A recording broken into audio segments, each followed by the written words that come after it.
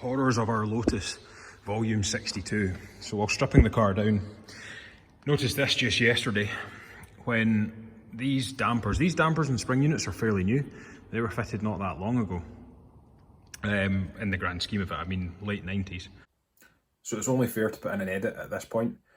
When I said the springs and dampers were fitted in the 90s, there were replacement damper inserts fitted on the rear of the car in the 90s, not the actual insert body that goes into the hub that includes the spring platform, and not the springs. So actually the work that we're looking at here would have been done in October 1982 when someone bought a set of wheels for the car that didn't fit the car.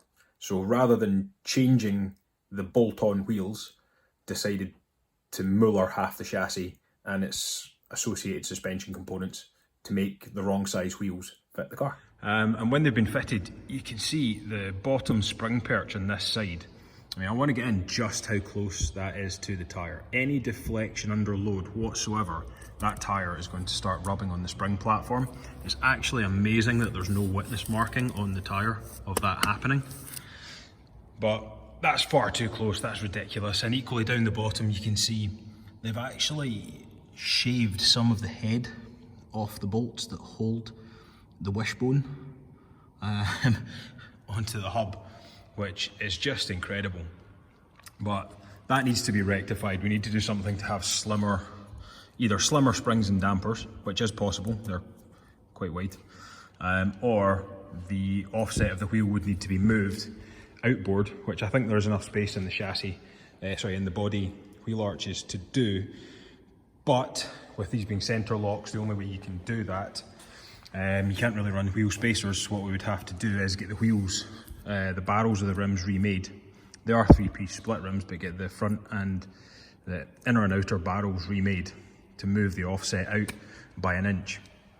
I also need to take some measurements because I notice on the other side, whilst the spring platform on the other side has been equally mullered, it's not as close to the tyre.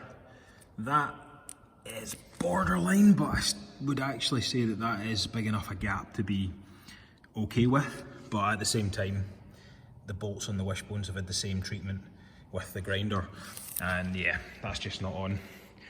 Another thing that needs to be remedied, this here is your drive flange that the wheel sits on top of, and these are your drive pegs. So these engage into holes on the back of the wheel, just like that. So that's how, in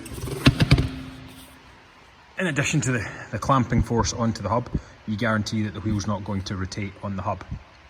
Now, if you remember, there was a bit of a clearance issue with the upper spring perch, and this side of the car seemed to have a little bit more clearance than that side of the car.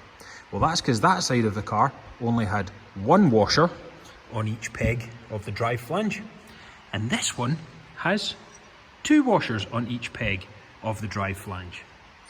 Meaning that rather than having all of that to engage, you're left with that.